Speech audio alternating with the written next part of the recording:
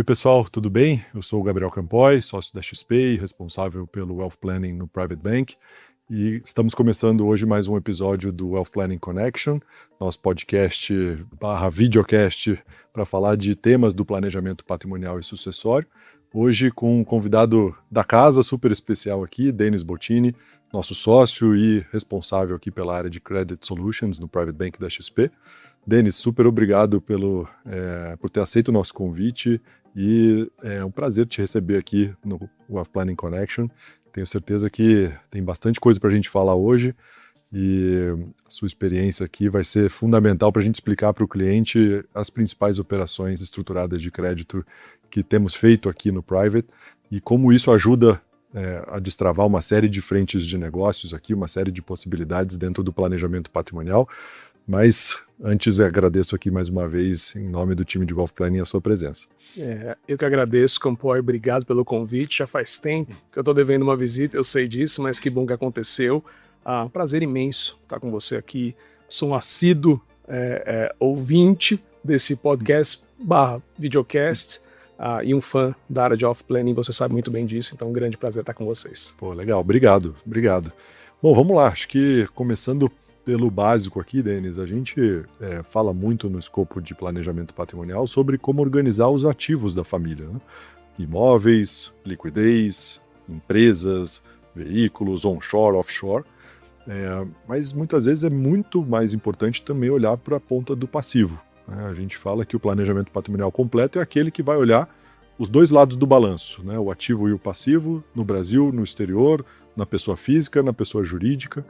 E as operações de crédito têm um papel fundamental nessa história. Então, eu queria que você contasse um pouquinho para a gente, primeiro, o porquê falar de crédito com famílias que têm um patrimônio muito relevante, muitas vezes com bastante liquidez, inclusive, e como que isso entra aqui no escopo das soluções financeiras / patrimoniais aqui dentro desse trabalho de planejamento que a gente faz em conjunto para as famílias. Perfeito. Bom, primeiro, eu acho que é interessante. Eu faço isso, né? Eu sou um credit officer no âmbito de Private Bank desde 2014, né? Fui Private Banker também, tive essa experiência, mas eu faço isso já há muitos anos, são 25 anos de carreira, mas bastante tempo fazendo isso, e essa pergunta, ela ainda vem, então eu ainda me surpreendo, porque pouca gente entende o porquê. Poxa, mas se você tem patrimônio, se você tem liquidez, por que tomar dinheiro emprestado? Então eu costumo dividir isso em alguns grandes pilares, né? Acho que o primeiro pilar é muito simples, né? Poxa, por que usar da sua liquidez se você está bem investido? Acho que esse é o primeiro ponto. E o bem investido não necessariamente significa rentabilidade pura e simples. Pode significar um ativo que é escasso, né? Poxa, será mesmo? Se eu tivesse vendido aquele... Eu estava agora mesmo, um pouquinho antes da nossa gravação, conversando com um cliente que é um médico, né, que fez uma grande business, né, de hospitais e clínicas. E ele me dizia, se eu tivesse vendido pela primeira vez, na primeira vez que me ofertaram, aquele dinheiro mudava minha vida. 50 anos atrás, se eu tivesse vendido, eu seria pobre. Então é muito interessante. O bem é escasso. Ele sabia que aquele hospital, naquela região, ele tinha uma grande tendência a crescer, né? Então o que ele fez? Poxa, talvez se eu der esse hospital em garantia, será que eu não consigo levantar um capital que me financie a minha expansão? Então, acho que essa é a primeira coisa, né? Eu estou investido. Nesse caso, no caso dele, ele estava investindo no imóvel. Num lugar específico que não tem réplica, né? Porque aquele lugar só existe aquele. Ele usou aquele imóvel, né? Aquele hospital em garantia para se financiar e financiar a expansão dele, e o resto foi história. Acho que esse é o primeiro ponto. Legal. Falando de ativo ilíquido, ativo imobilizado. Perfeito. Indo para os ativos líquidos, a coisa é até mais fácil, Campoy, porque no final das contas você vai olhar qual é de fato a rentabilidade desse meu ativo líquido vis-à-vis o que eu estou pagando no meu empréstimo, esse resultado líquido no futuro, qual é?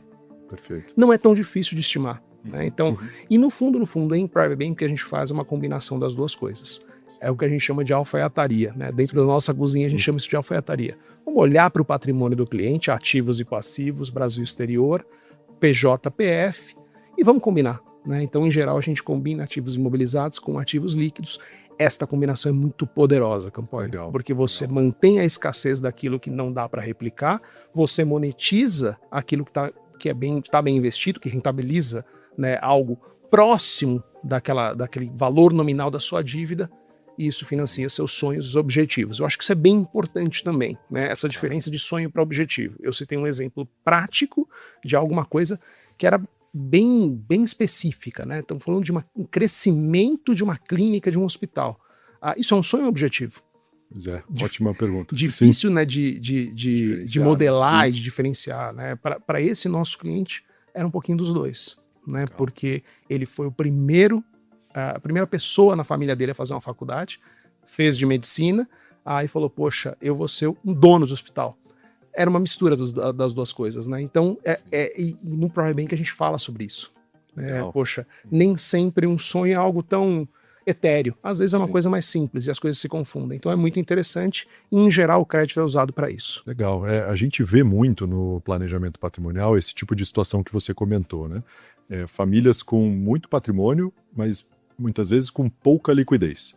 Tem muitos imóveis urbanos, rurais, fazendas, apartamentos, casas, lajes comerciais, galpões, ou seja, o patrimônio ele é bastante expressivo em termos de valor de mercado, mas nem sempre ele é líquido, né? E aí eu preciso de liquidez para expandir, eu preciso de liquidez para comprar um sócio, para fazer uma aquisição de um ativo estratégico relevante para o meu negócio, e não tenho, muitas vezes, o tempo para conseguir gerar essa liquidez com os ativos que hoje compõem essa estrutura patrimonial. Então o crédito vem bem nessa história.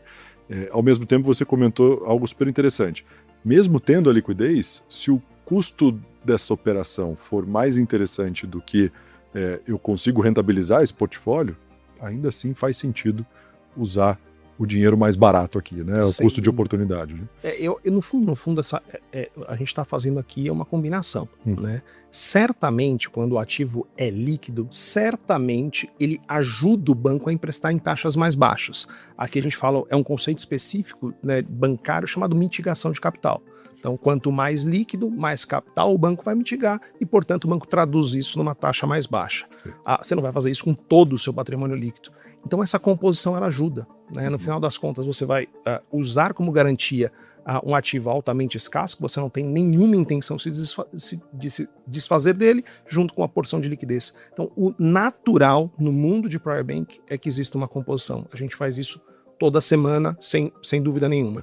Agora vem o interessante que você mencionou, né? Poxa, temos muito patrimônio e pouca liquidez. Bom, acho que o primeiro ponto é isso não é recomendável. Né? Então, e a gente vai entrar no mérito de asset allocation, que não é o objetivo da nossa conversa. Mas é bom ficar claro que não é isso que a gente recomenda. Mas mesmo que isso aconteça, o crédito está aqui para resolver. Às vezes, um objetivo claro e direto, a compra de um sócio precisa acontecer e ela tem tempo, né? Então, a gente tem isso, acontece isso muito no nosso mundo, né?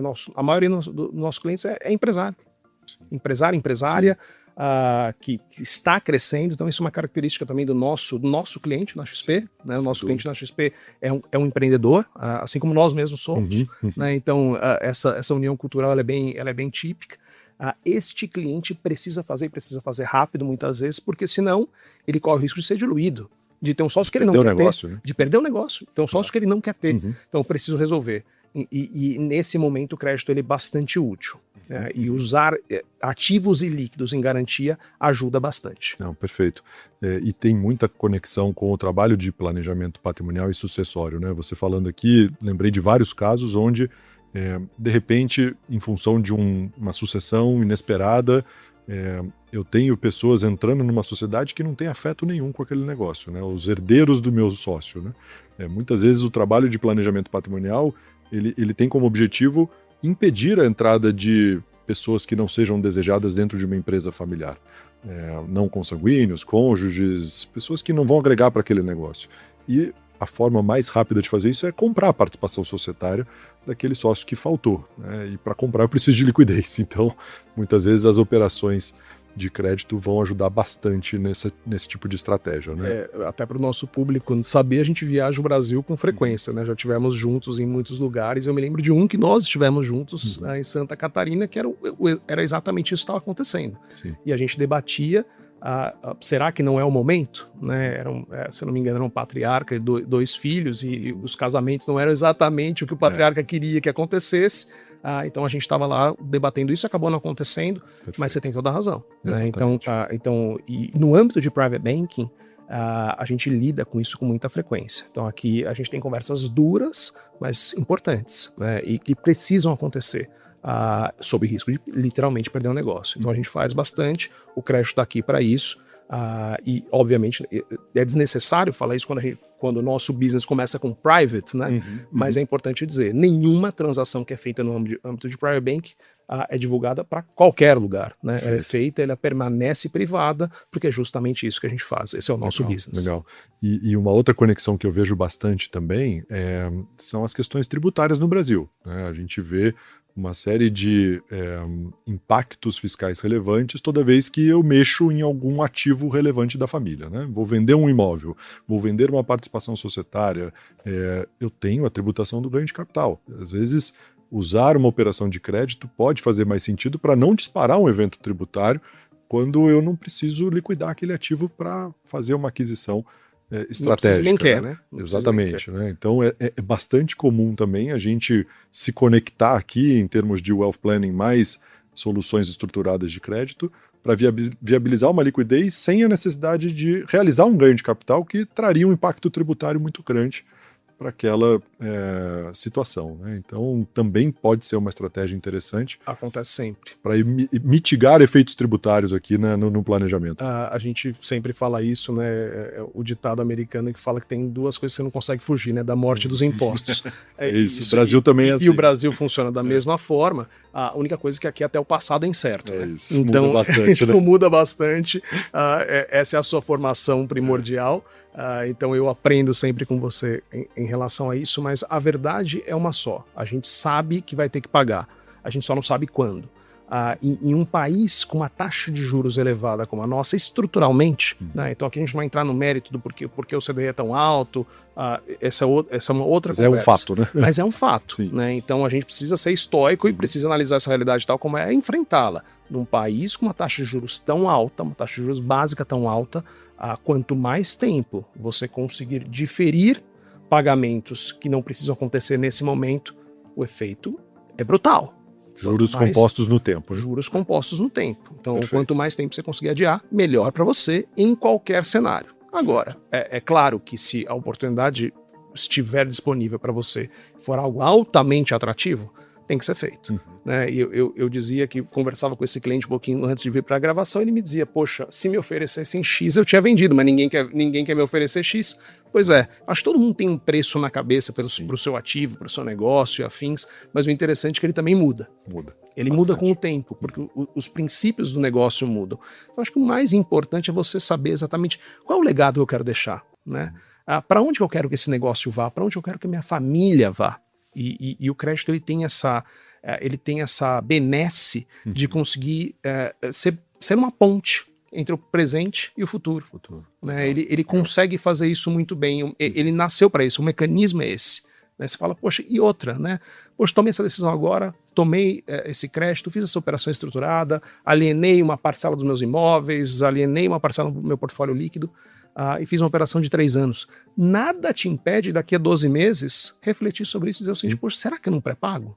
Por quê? Porque eu tive um evento de liquidez inesperado ou maior do que eu esperava, ou simplesmente porque eu não gostei, não faz mais sentido para mim. Será ou as condições econômicas mudaram, né? O juro subiu ou desceu, enfim, tem várias variáveis aí para serem Muita coisa pode acontecer. Então, e o crédito, ele tem esse mecanismo, né? O mecanismo do pré-pagamento, ele está lá feito para isso. É muito interessante, quando eu comecei minha carreira, existia uma cláusula específica que falava de força maior. Né? Caso fortuito e força maior. Você, como advogado, conhece melhor do que eu, mas é interessante, né? Que ela existia, essa cláusula ela era padrão em quase todos os contratos. E eu me lembro da primeira vez que eu vi essa cláusula, eu falei assim, mas espera, vamos lá. Né? Lembro de perguntar para o meu advogado na época, o que efetivamente seria o gatilho para que essa cláusula fosse acionada. E eu me lembro dessa conversa, uma guerra. E poxa, estamos falando de 25 anos atrás, era um mundo mais pacífico, né? Não tivesse eu imaginava perfeito. Isso, né? Pô, nós estamos vendo 3, Campoy, ao mesmo tempo. E aí, né? Eu não me lembro de nenhuma cláusula ter sido acionada. Acionada.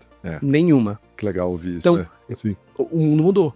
né? Então, mas eu me lembro bem quando a Rússia invadiu a Ucrânia, muita gente ficou muito preocupada. A gente tinha um cliente, especificamente no ramo de fertilizantes, esse cliente ficou preocupadíssimo e ele quitou todas as dívidas que ele tinha.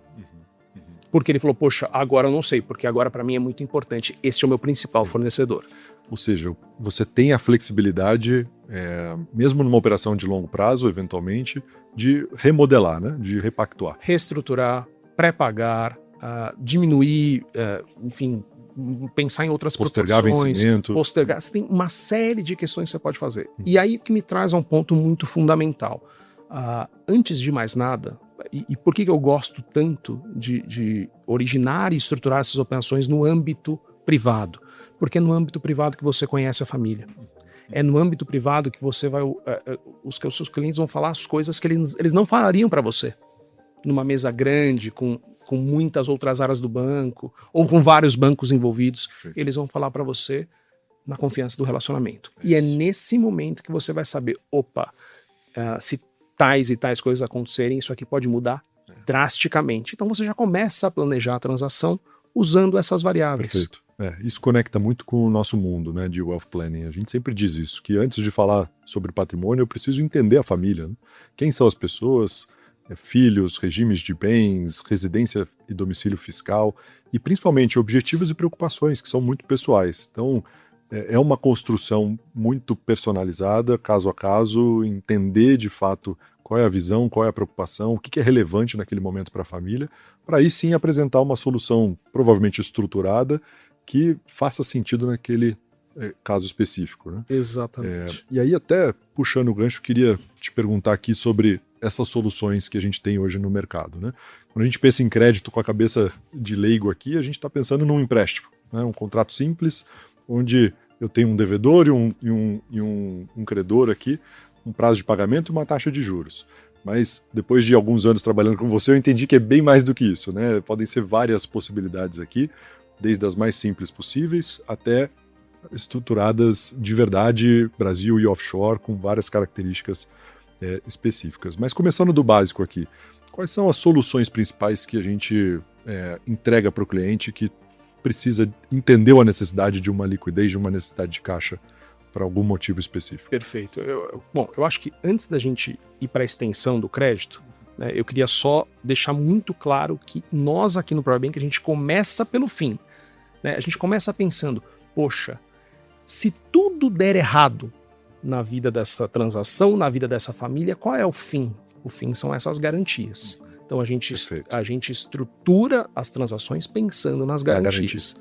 Uma vez bem estruturadas, e aqui a gente tem uma série de institutos legais que você conhece super bem, que vão fazer com que o banco seja sênior num caso ruim, e a gente precisa pensar nesses casos ruins, é inerente ao nosso business, aí a gente vai para a extensão do crédito. Então é muito importante, a gente sempre se baseia no que a gente chama tecnicamente de way out, um termo em inglês que diz o seguinte, eu saio como?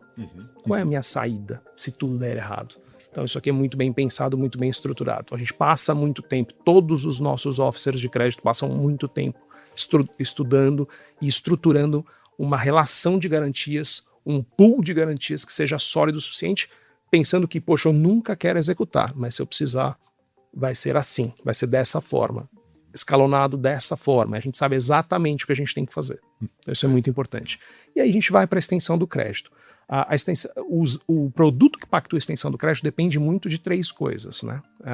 Com qual velocidade você precisa do crédito? Isso é fundamental. Eu preciso dele amanhã, depois de amanhã. Quanto mais rápido, mais simples tem que ser o produto que pactua a sua extensão de crédito. Né? E normalmente nada é mais rápido do que uma cédula de crédito bancária, conhecida popularmente como CCB. Famosa CCB. Famosa CCB. A cédula é um título executivo por si só, ela prescinde de uma série de institutos legais, de registros e afins, ela é muito simples, por ser executiva, ela nos permite uma execução mais rápida. Então, quanto mais rápida a necessidade, quanto mais premente for a necessidade, mais rápida vai ser a consecução do crédito por meio dessa cédula. Perfeito. A gente pode passar bastante tempo aqui falando sobre as outras várias, mas o que eu quero dizer para o nosso público é que essa determinação do período da necessidade é que vai dizer para qual instrumento a gente vai chegar. perfeito. Então, acho que esse é o primeiro ponto. Esse é o mais básico, e a gente pode ir até um pouco mais complexo, que é a nota comercial, que é um instrumento de mercado de capitais, que pode ou não ser totalmente distribuída, que ela vai requerer assessores legais de ambos os lados, ela vai, enfim... Tem uma estruturação vai trazer uma estruturação complexa. muito mais complexa, mas é claro que a gente só vai usar esse tipo de instrumento. Se o primeiro não atender, não fizer sentido, ou se couber muito bem, se os custos inerentes àquela estruturação forem cabíveis, e se também essa transação for de um valor X para cima. Qual é esse valor? Depende muito de caso a caso, mas estamos falando de valores mais altos, porque o custo de estruturação é maior. Legal. Então, existe todo um espectro entre uma e outra, e a gente pode deliberar, mas acho que o mais importante para o nosso público é entender isso. Eu preciso desse dinheiro para quando? É para a semana que vem ou é para daqui 2 meses? Isso vai mudar completamente a estrutura do crédito. Perfeito. Mais simples, mais rápido, provavelmente o caminho é uma CCB. Se a gente tiver um horizonte um pouquinho mais distante, a nota comercial passa a ser uma possibilidade. Ela, entre outras, né? Você tem N outros exemplos. Aqui a gente está falando também só Brasil, né? Brasil primeiro, falando de offshore, reais, Brasil. Entre outras coisas para serem feitas. Mas acho que o importante é isso, né? Pensar no espectro. E a garantia nessas duas opções aqui que você trouxe? O que costuma ser uma discussão de garantia? E uma coisa que eu escuto muito vocês falarem, LTV. Explica pra gente aqui qual é o conceito disso. Acho que você falou o termo mais importante que existe do ponto de vista da estrutura de garantias. LTV é uma abreviação em inglês para Loan to Value. Perfeito. Né? Poxa, que nada mais é do que qual é a proporção desse empréstimo vis-à-vis o valor de mercado da minha garantia. A garantia. Isto é, para cada real dado em garantia, quantos centavos eu dou de crédito? Legal. E isso é muito interessante, que várias vezes que eu vou conversar com os clientes falam o seguinte: poxa, isso aqui não é uma alavancagem, porque afinal de contas você está me dando menos do que o meu ativo vale. Acontece isso bastante, você deve ter presenciado algumas delas, né? Mas na verdade é muito interessante, porque aqui a gente está falando de valor de mercado e consecução de um crédito imediato. Quando eu digo imediato, num período curto de tempo. Só que a execução, ela precisa ser tão rápida quanto a consecução. Então você imagine só que eu preciso fazer um crédito imediato, 1 semana para concessão. Normalmente é porque aconteceu algum evento muito importante na vida dessa família. Que não pode esperar. Que não pode esperar. Isso. E o corolário disso é, poxa, o risco aumentou.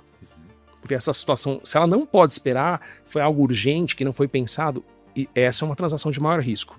Meu loanable value, meu loan to value vai diminuir.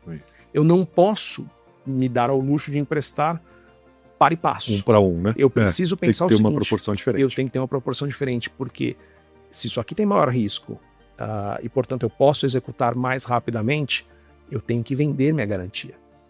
E a verdade é o seguinte, a gente sabe, quem tem um imóvel sabe disso. Se você precisar vender amanhã, é um preço. Se você precisar vender daqui 6 meses, é outro. Muda completamente, né? Este é o conceito de loan to value. O banco normalmente olha para a garantia e pensa o seguinte: em quanto tempo eu vendo? E aqui a gente pensa em vender rapidamente. Por ter que vender rapidamente, o valor não é o valor de mercado, é o valor de venda forçada. Perfeito, que é outro tipo de negociação. Que é outro tipo de negociação. Então, o loan to value, ele é mais arte do que ciência, eu brinco. Você pode fazer um modelo econométrico que você quiser, você pode trazer todas as variáveis que você quiser, mas aqui... Vai ter uma percepção ali de caso a caso e muita experiência de vocês de já terem enfrentado situações parecidas. Né? Pois é, e eu até brinco, eu falo assim, poxa, o credit officer que não viveu uma crise, ele não está pronto ainda para exercer a profissão dele de verdade, né? Porque é só na crise que você efetivamente sabe o valor das suas garantias. Legal. A sorte, entre muitas aspas, dos credit officers brasileiros é que crise aqui não falta. Então a gente vive bastante. Ele mexe, aparece, né? Mas eu cito um exemplo muito importante, né? Entre 2015 e 2017, um pouquinho antes disso, a gente teve um boom do mercado imobiliário brasileiro muito importante, né? Então, uma escalada de preços, né? E escassez de imóveis de alto nível, etc. 2015, 2017, a coisa mudou de uma tal forma que loan to values que foram atribuídos nos anos que precederam esse momento, eles foram excedidos. Excedidos, perfeito. Né? Então, isso é muito importante. Eu vivi isso na pele. Felizmente, passei incólume por essa crise, mas foi um grande aprendizado. E como funciona por exemplo, uma revisão dessa garantia? Vamos imaginar que a gente precificou um ativo no momento inicial, mas em função de uma crise, em função de qualquer evento externo, de volatilidade de mercado, muitas vezes, que muda o preço desse ativo, esse ativo agora talvez não tenha o mesmo poder de garantia que ele tinha no início da operação. Perfeito. É comum ter que revisitar essa garantia, pedir mais garantia. Como é que funciona? Muito bom ponto, né? Então, mais uma vez, depende muito de caso a caso. Mas quando a gente fala de garantias ilíquidas e a gente fala de transações estruturadas com prazos mais longos, entre 2, 3, 5 anos, a gente normalmente embute nos contratos, na estrutura contratual da operação, revisões desse valor. Então, por exemplo, sendo bastante prático, quando a gente usa imóveis, especialmente imóveis comerciais, nós usamos laudistas externos. Então a gente contrata gente do mercado e diz o seguinte: olha, eu gostaria que você fizesse um laudo independente e me entregasse. Às vezes a gente contrata até mais que um, né, para observar. Né, cada um tem uma maneira de olhar, são variáveis distintas e afins. E às vezes a gente institui, dentro da estrutura contratual da transação, uma revisão com base em novos laudos. É comum isso acontecer. Mas normalmente a gente vai fazer isso com deals grandes de verdade. Certo. Isso para o ativo ilíquido, né? Para o ativo ilíquido. Um imóvel, por exemplo. O imóvel é o principal. Né? O ativo líquido, Campoy, o próprio nome diz, né? A liquidez dele faz com que o valor de mercado dele seja muito próximo do valor justo. Sim. Né? Então você já sabe, esse loan to value ele é mais automático. Mas mesmo no caso do ativo líquido, o que a gente faz? A gente tem mecanismos que nós chamamos de chamadas de margem. Perfeito. Então, o que diz esse mecanismo de uma maneira muito simples? Poxa, eu já fiz a minha conta de loan to value, ou seja, para cada real eu emprestei 70, 80, 60 centavos, mas eu tenho gatilhos que dizem o seguinte: poxa, se esse loan to value, se esse valor de mercado for baixando, num primeiro ponto eu vou dizer, opa, acendi uma luz amarela. Temos um problema e eu vou comunicar ao cliente dizendo, olha, eu tenho um problema, acendei uma luz amarela porque o valor de mercado desse ativo caiu até o ponto X que a gente determinou. Se cair mais até o ponto Y, normalmente como a gente trabalha, com dois degraus, até para dar essa flexibilidade para o cliente trocar, se ele quiser trocar, enfim, abater um pouco o nominal da dívida se precisar. No segundo a gente vai dizer, olha, você entrou no que nós chamamos de um threshold de vencimento. Aqui eu, banco, posso decretar um evento de vencimento antecipado automático. Ou seja, eu executo a garantia para antecipar o vencimento daquela Eu posso fazer isso. Mas, em geral, o que a gente faz é o seguinte, a gente trabalha com prazos de cura. A gente diz, olha, você chegou no ponto. Você tem 3 dias úteis, 2 dias úteis, 1 dia útil, 5 dias úteis. Para complementar, para trocar, o que você gostaria de fazer antes de eu efetivamente partir para a execução. O cliente tem essa opção de avaliar as opções disponíveis ali. Mesmo que isso aconteça, a gente ainda dá essa prerrogativa para o cliente. Porque aí eu volto para o ponto inicial. Estamos falando de operações para famílias de alto poder aquisitivo num âmbito privado dentro da estrutura do Private Bank. A nossa ideia é, em nenhuma hipótese, executar. Até porque a gente quer estar presente na vida dessa família de forma multigeracional. Sem dúvida. Então a gente quer ajudar, quer passar por essa tempestade, enfrentar essa tormenta e chegar do lado de lá. Então, e a maior parte das vezes a gente consegue. É muito interessante. Então, quem faz isso há muitos anos como eu já vi muitas coisas. Já fiz várias execuções também. Mas a maioria das vezes, quando o banco flexibiliza, quando o próprio cliente tem um entendimento claro da operação, a gente normalmente consegue uma solução amigável. Excelente, muito bom. Vamos lá, eu vou agora subir um degrau aqui na complexidade das operações que eu vejo aqui nas discussões e trazer para o mundo de fundos de investimento. A gente tem falado muito sobre o FDIC como uma estratégia de planejamento patrimonial, um fundo de investimento de direitos creditórios que basicamente tem no seu portfólio ali as operações de crédito, recebíveis, precatórios e outros aqui que envolvem as operações possíveis de um FDIC. Como que o FDIC se conecta com esse mundo aqui de operações estruturadas de crédito, né? Dando um passo a mais aqui, além da CCB e da nota comercial, talvez aqui já seja uma estrutura um pouco mais sofisticada, mas que tem muita sinergia com essa operação de crédito estruturada e principalmente olhando para empresas, né? Olhando para o negócio operacional da família. Excelente pergunta. E eu acho que é o ponto que as nossas habilidades são mais complementares, né? Justamente na estruturação de FDICs. Eu acho que antes de falar de FDIC, a gente tem que falar da empresa em si, né? Então, a nossa família empresária, no fundo, ela vive de dividendo, né? Ela vive de dividendo e prolabora das suas empresas. E isso compõe uma parte importante dos nossos clientes. Ele pode simplesmente deixar com que o DRE, o demonstrativo de resultado dessa empresa, faça o seu trabalho desde a venda até a última linha, transformar esse dividendo e a vida a seguir. Ou ele pode trazer o que a gente chama de alavancagem operacional para dentro dessa companhia, securitizando/bancarizando os seus recebíveis. Isso é muito importante. E isso é só um tipo de FDIC, né? Existem vários outros, mas eu queria focar nesse porque esse aqui ele tangibiliza de uma forma mais fácil para famílias empresárias. Tá aqui o seu demonstrativo de resultado, você sabe o que você vendeu, você imagina o quanto você tiraria de última linha, depois de impostos, amortização, depreciação e afins. Poxa, você pode antecipar isso. Você pode securitizar, ou seja, transformar numa security, num papel, perfeito, aquele recebível, bancarizá-lo, e aí é que entra o FDIC, porque o FDIC entra comprando esse ativo. Legal. Isso é muito, muito poderoso. Primeiro porque existe uma troca importante de tributações entre ambos, né? Mas mais importante, porque quando você decide fazer isso, o FDIC ele é um fundo em que você não está sozinho. Você é o cotista subordinado. O cotista subordinado tem, né, a gente chama de first loss. Você carrega o maior risco. Mas que diferença faz isso para você? Nenhuma. Você já conhece o seu Você negócio. conhece o seu recebível é seu, né? Tá no seu balanço. Exatamente. Você conhece ele melhor que ninguém. Ele é seu. Então, você é o cotista subordinado. Quem é o cotista sênior? Vários participantes do mercado. Nós, por exemplo, somos cotistas sêniores de alguns FDICs. De clientes nossos, de business de clientes nossos que nós acreditávamos tanto que a gente disse, poxa, deixa eu ser seu sócio.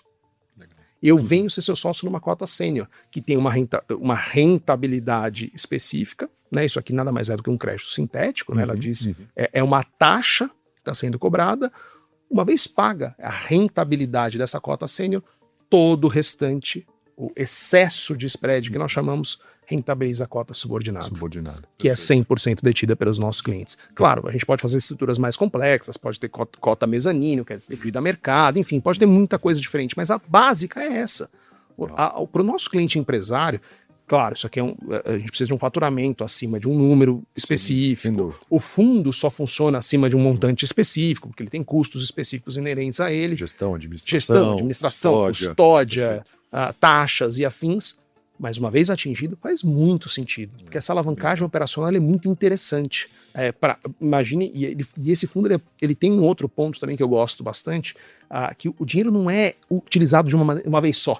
Né? O crédito direto, tecnicamente, você contratou, ele está desembolsado, você precisa usar o dinheiro. O dinheiro vai estar na sua conta, você vai usar o fundo não necessariamente, porque o fundo funciona com chamadas de capital. Então você só vai desembolsar, porque no fundo você vai chamar o capital subordinado do cliente e o sênior da instituição financeira, do parceiro, à medida que você precise. Ou seja, à medida que você vende a nossa companhia, os seus recebíveis estão formados, você vai dizer, poxa, já tem um pool de recebíveis importante, já consigo fazer a securitização, é só aqui que você vai chamar o capital para que esse match aconteça. Você não vai chamar mais, você precisa. Precisa de uma vez, né? Então é muito interessante e esse capital é reciclado, então é uma estrutura muito bacana e que cresceu muito. Assim, quando você olha os dados oficiais da indústria, eu estou para dizer que é a classe de fundos que mais cresceu nos últimos 10 anos, sem dúvida, de longe.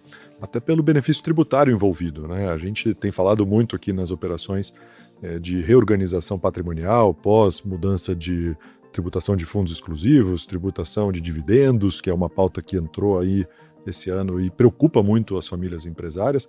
E eu acho que essa combinação que você explicou aqui funciona super bem, né? Estamos olhando para uma empresa de controle familiar que tem contas a receber, que nasce em função de vendas a prazo, né? Então, essa empresa tem clientes que vão pagar ao longo do tempo. Curto prazo, médio prazo, longo prazo, cada caso é um caso, né? Mas eu vejo no ativo, lá no ativo circulante ou não circulante, uma conta chamada de clientes, contas a receber.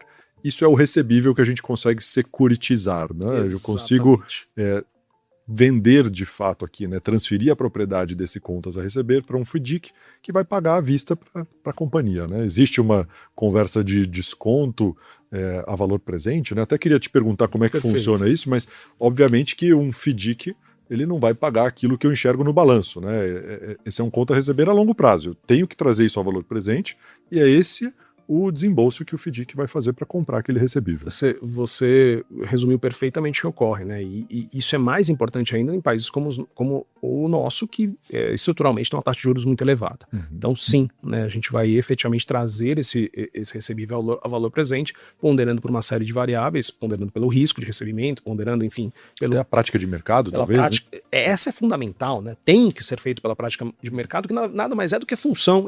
Ela é oriunda do risco. Do risco daquele subsegmento, daquela atividade. Dos seus clientes, do seu setor. Perfeito. Né? E às vezes até fácil de mensurar, porque você já olha para a sua indústria e vê.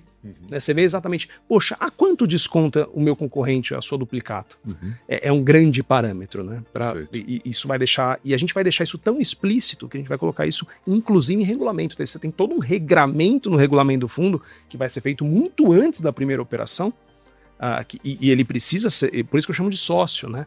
Poxa, você vai para uma estrutura dessa, você é sócio do cliente, porque o regulamento que tem lá suas 100 e poucas páginas, cada página vai ter que ser concordada, cada vírgula, pelas duas partes.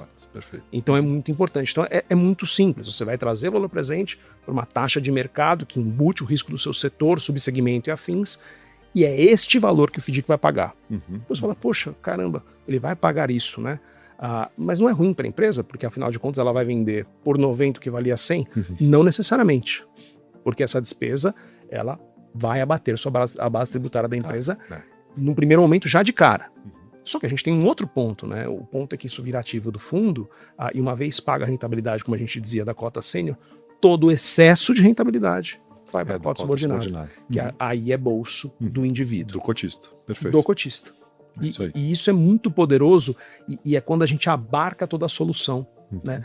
PJPF, ativo e passivo. É isso aí. E o FDIC, ele de certa forma personifica essa nossa função. Tem uma característica de diferimento fiscal também para a pessoa física, né? O cotista pessoa física, isso é importante, não a PJ, mas o cotista pessoa física, ele vai se beneficiar de um diferimento do imposto de renda sobre esse rendimento da cota do FDIC, porque o FDIC é um dos fundos que não está sujeito ao come-cotas, né, o sistema de antecipação da tributação dos rendimentos, que a gente conhece como regra no mercado. O FDIC ficou na regra especial, a exceção, que é a tributação apenas nos eventos de resgate, amortização, distribuição de rendimentos, claro, desde que respeitado uma série de enquadramentos aqui que o FDIC está sujeito na legislação. Então, a gente consegue uma estratégia de viabilização do caixa para a companhia, que troca um recebível de longo prazo por depósito à vista, para poder usar esse caixa para os seus investimentos operacionais, e também, ao mesmo tempo, muitas vezes, um benefício tributário,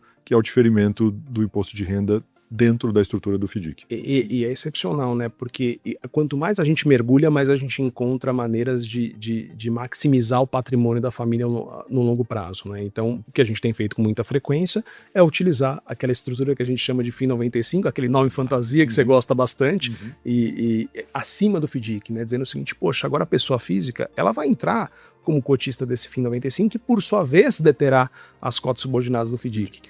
E mesmo que no final das contas ela opte por resgatar, ou o FDIC simplesmente deixe de existir, porque não faz mais sentido para ambas as partes, esse recurso sobe para o FII 95 e pode ser reinvestido. No que várias outras estratégias. Isso é muito legal, né? No que a gente tem chamado de ecossistema familiar. Né? Então, e a gente tem visto isso com muita frequência, tem acontecido quase toda semana. Sim.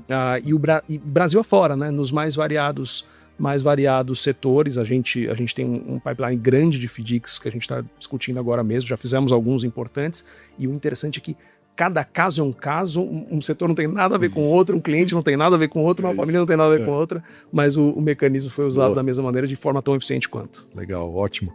E eu queria puxar aqui para uma próxima pauta. A gente falou muito sobre Brasil, mas o crédito também pode estar do outro lado da fronteira, né? Perfeito. O planejamento patrimonial sempre vai olhar bases globais aqui, né? Brasil e offshore, ativo e também o passivo. E eu queria te ouvir como que as famílias têm também estruturado operações de crédito no exterior, para várias finalidades, muitas delas também atreladas aqui à aquisição de um imóvel, por exemplo, ou eventualmente até para trazer recursos para investimentos no país, né? Tem várias possibilidades aqui do offshore, mas queria tentar abordar esse tema aqui com você de uma forma bem bem direta aqui para o nosso ouvinte. Bom, o mundo offshore é um mundo à parte, né? A gente brinca que o nosso mercado financeiro ele é bastante desenvolvido, o mercado financeiro brasileiro, mas ele compõe apenas 2% do mercado financeiro global. 2%. Né? Então, é pouco. Então, quando a gente vai para offshore, realmente a realidade é muito mais ampla. Mas falando especificamente sobre crédito offshore para brasileiros, né? Você tem basicamente duas formas de você fazer isso. Né? O crédito em moeda estrangeira para brasileiros. Se você for um brasileiro nato, né, uma pessoa natural brasileira, uma empresa brasileira, um CNPJ brasileiro, uma pessoa física brasileira, residente fiscal no Brasil, você pode se financiar em moeda estrangeira por meio do que se convencionou chamar de empréstimo 4131. Esse nada mais é do que o número da lei que pactua, lei 4131, esse tipo de coisa, que existe há décadas, não é nada novo, as empresas fazem isso há muitos anos, as pessoas físicas também, mas que tem muitas vantagens, e a gente vai entrar nesse mérito daqui a pouquinho. Né? Esse é o lado, é a pessoa natural brasileira, PF ou PJ. Mas você pode acessar de outra forma, né? Um brasileiro pode constituir sua Private Investment Company, ou que é conhecida no mercado como offshore, em jurisdições como BVI, Ilhas Caimã, Bahamas. Ele pode ser dono dessa entidade e essa entidade se financiar em moeda estrangeira também. A diferença é que, como isso aqui é uma entidade que não é brasileira, ela vai se financiar usualmente sob as leis de Nova York, sob as leis da Suíça e afins, mas o crédito em si ele continua sendo muito parecido. Mas são dinâmicas muito distintas. Né? A dinâmica pactuada pela 4131 e a dinâmica sob outras leis. Nós aqui fazemos os dois. Né? Nós, especificamente, a gente se ateve para o crédito offshore dado para a sua offshore na lei de Nova York. Então a gente vai fazer isso, que é a mais convencional no mundo, e a gente vai fazer isso, e o nosso cliente pode fazer o que ele quiser. Na prática, o que esse cliente mais faz? Ele usa esse recurso, normalmente ele usa no exterior. Sim, para comprar um ativo no exterior. Para comprar um ativo no imóvel, por exemplo. Um imóvel é o exemplo mais básico. Uma aeronave, talvez, uma embarcação. Aeronave, embarcação. Ativos imobiliários imobilizados e líquidos são normalmente o resultado final de um crédito que é dado exterior, né, numa entidade que convencionou-se chamar de offshore, né, que é uma Private Investment Company de um brasileiro. E aqui, esses três, eu acho que a gente fecha bastante o que a gente faz. Mas não necessariamente só isso, existem várias outras coisas. Normalmente, quando esse recurso vai ser usado no Brasil, até porque era o que a lei pactuava até recentemente, a 4131 ela acaba funcionando super bem. Até pela questão do IOF, você tem ali uma alíquota zero, se o prazo médio for maior do que um ano, tem benefícios tributários. Exatamente isso. Então é muito interessante. Então, normalmente, a pessoa natural brasileira acaba se financiando em moeda estrangeira e ela acaba trazendo esse recurso para cá, e fazendo o que ela tem que fazer. E aí o fim dessa transação ele é dos mais variados. Né? Várias possibilidades. Capital de giro, aquisição de bens imóveis. Comprar um sócio, comprar alguma coisa. A gente falava sobre isso, né? Comprar um sócio. Né? A 4131 funciona super bem para isso também, inclusive. E ela é super rápida, às vezes tão rápida quanto uma célula de crédito bancário. Legal. A única coisa que a gente fala sempre para o nosso cliente é: lembre-se, você está se financiando em moeda estrangeira. Aí que eu ia chegar, né? Tem uma variável aí que é o efeito cambial, né? É muito importante. E aí vem uma série de discussões, a gente pode ficar aqui horas falando, não é o foco, mas acho que a discussão primordial é: qual é a sua moeda funcional? Você, família brasileira, qual é a sua moeda funcional? É reais? E normalmente a resposta é sim. Existem casos que não. Existem casos que a moeda funcional é dólar, é euro. Mas a maioria dos nossos clientes tem como moeda funcional o real. Isto é, você precisa servir uma dívida em moeda estrangeira, recebendo seus recursos de dividendos, prolabore e afins em reais. Caso exista um descasamento importante entre essa paridade, saiba, tem um risco importante aí. O risco ele é maximizado. Seu passivo pode crescer mais do que o seu ativo. Isso, e a gente já viu isso várias vezes ao longo da história do Brasil. Várias vezes. Se a gente voltar para a criação do Plano Real em 94, a gente vai chegar na primeira Maxi alguns anos depois, que a gente chamou de Maxi. A gente estuda nos livros de economia como Maxi, mas que depois de outras crises, de Maxi ela não tinha nada. Né? O nosso câmbio é flutuante. E ele depende de uma série de questões que estão muito longe do controle de qualquer um.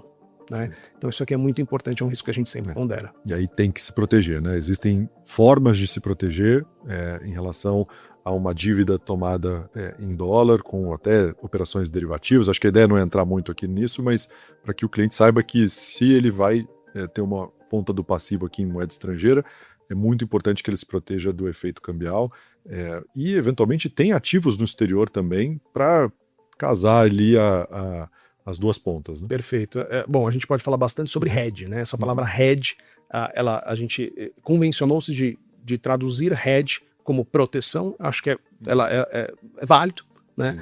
Mas a verdade é o seguinte, assim, quando nós sentamos na mesa com os nossos clientes e a gente sente que o cliente vai optar por isso, a gente gosta sim e recomenda que o hedge exista, pelo menos parcialmente, mas eu acho que você tocou no ponto mais importante.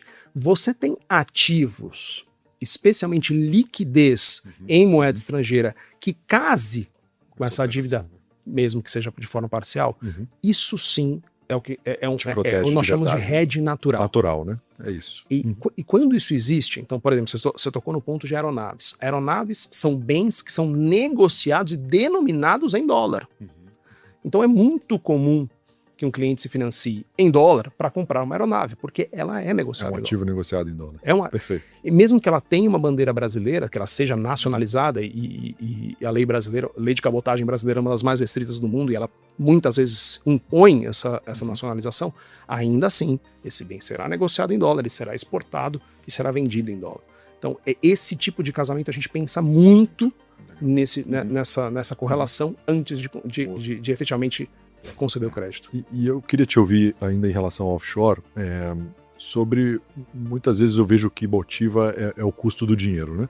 A gente falou sobre um juro alto no Brasil, e muitas vezes no exterior isso não é uma realidade, né? Ou ainda que seja momentaneamente alto, não se compara ao que se pratica no Brasil, por vários motivos econômicos aqui que a gente conhece. Então, é um atrativo para o cliente brasileiro olhar para uma operação de crédito no exterior em função do custo do capital, que no Brasil pode ser mais caro, mesmo que ele tenha uma necessidade de se proteger em relação ao câmbio? Assim, acho que a resposta simples é sim. Porém, você tem que ponderar isso de uma forma tão parcimoniosa que às vezes... e agora eu vou traduzir em termos bem técnicos, né? Aqui a gente fala sobre CDI mais spread, né? E lá nos Estados Unidos, por exemplo, a gente fala sobre SOFR mais spread. Quando você soma vários clientes, olha e fala assim, poxa, agora eu tô pagando 15 aqui, 5 lá, então são 10. Maravilha, né? Pô, eu vou fazer isso para sempre. Calma, né? Primeiro, a paridade pode ter um descasamento tão importante que esses 10 viram fichinha. Esse é o primeiro ponto.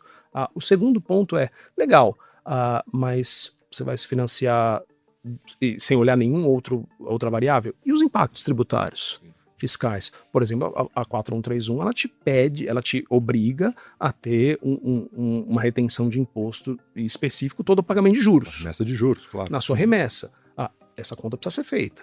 Né? Tem que estar no custo efetivo da dívida. Exatamente, né? Então tudo isso precisa ser levado em conta. Então, você acha que nominalmente é muito fácil. Você vê essa diferença, né? Porque a taxa base é bem diferente, né? A taxa básica é muito diferente. Então, nominalmente é simples, é um atrativo de fato, porém tem N outros fatores que têm que ser ponderados antes de tomar uma decisão, que é uma decisão muito importante e que tem que ser pensada de uma forma muito, muito parcimoniosa, como eu disse.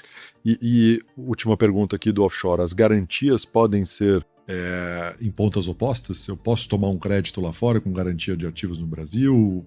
Isso funciona no mundo das operações estruturadas? Excelente pergunta, e essa é uma das coisas que o mercado, quando eu comecei no mercado 25 anos atrás, isso acontecia até com mais frequência, né? Então a gente tinha mais bancos internacionais atuando no Brasil, e essa comunicação, essa comunicabilidade entre garantias e extensões de crédito era mais fluida. De alguns anos para cá, de uma década para cá, com a saída de players importantes, poucos players efetivamente continuaram fazendo isso. Nós somos um deles, né? Então nós temos estrutura fora do Brasil, nós temos essa grande estrutura aqui no Brasil, então a gente gosta de trabalhar das duas formas, né? Então a gente chama isso de cross-border lending, né? É uma terminologia específica americana que diz o seguinte, olha, por que cross-border? Porque eu preciso cruzar a fronteira, o border, né? Então minha execução, se eu concedi um empréstimo em moeda estrangeira, eu preciso pagá-lo em moeda estrangeira. Se a minha garantia estiver no Brasil, ela tem que ser executada, existe um cruzamento de fronteira líquido e um pré-pagamento ou um repagamento na moeda estrangeira. Então a gente faz isso bem.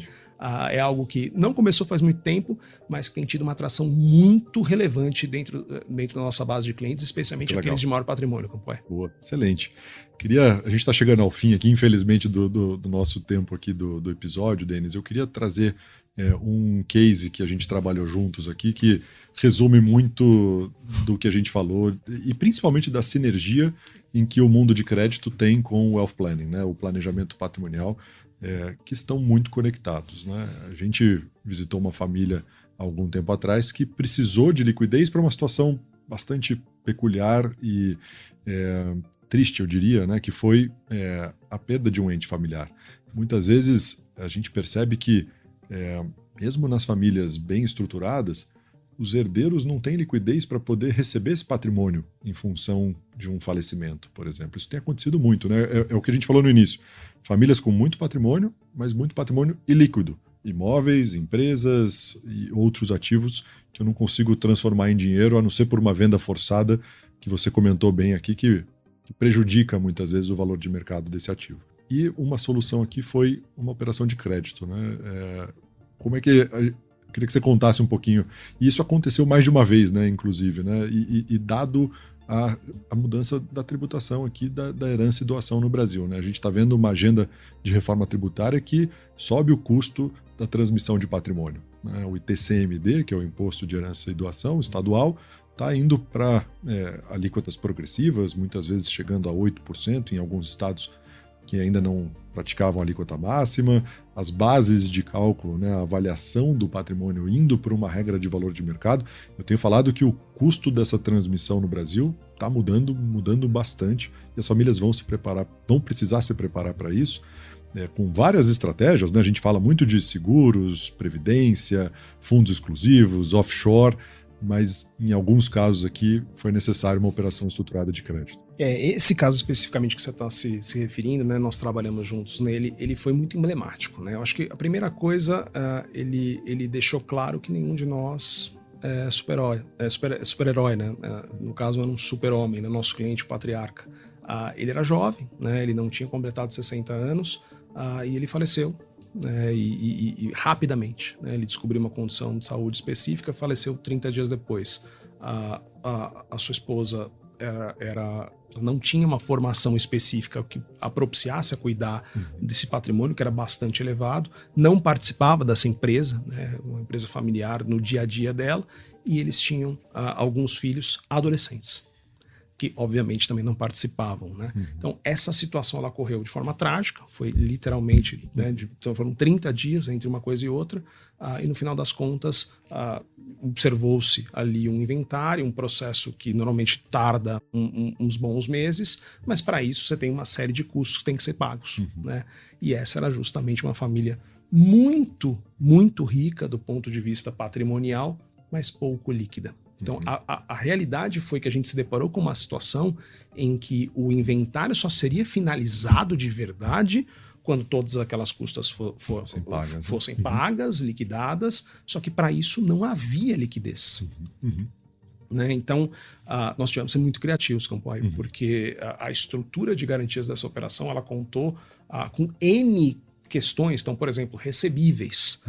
Então, a gente foi olhar para a companhia operacional, e aí, mais uma vez, a gente fala sobre essa intersecção entre família e empresa. A família possuía um grande patrimônio concentrado nessa empresa. Então, nós vamos olhar para essa empresa, entender as operações dela, quais eram aqueles recebíveis, quais deles poderiam ser monetizados ou transformados de forma sintética em um fluxo, né? Esses, encontramos. Poxa, esses recebíveis vão passar por onde? Qual conta?